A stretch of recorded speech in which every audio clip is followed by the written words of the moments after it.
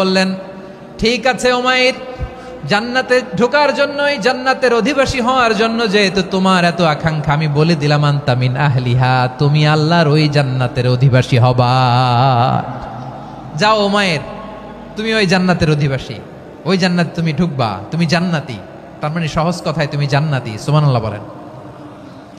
যখনই বিশ্বনবী বললেন জান্নাতি, সাইয়েদনা উমাইর রাদিয়াল্লাহু তাআলা আনহু খেজুর খাচ্ছিলেন আর মনে মনে ভাবে, বিশ্বনবী যখন ওয়ারেন্টি দিয়েছে, বিশ্বনবী যখন গ্যারান্টি দিয়েছে আমি জান্নাতে যাব, তাহলে হাতে তো এখনো 3টা খেজুর বাকি।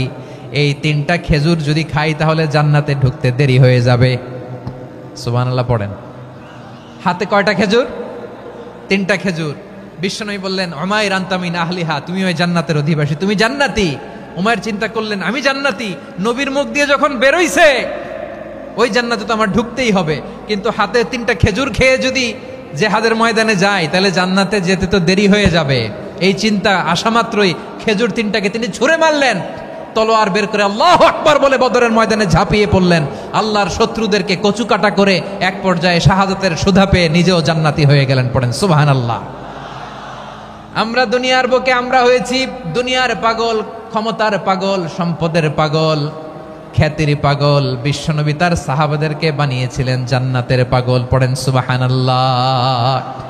ওই জান্নাতে আমরা যেতে চাই কি চাই না? একা না সবাই মিলে? একা না সবাই?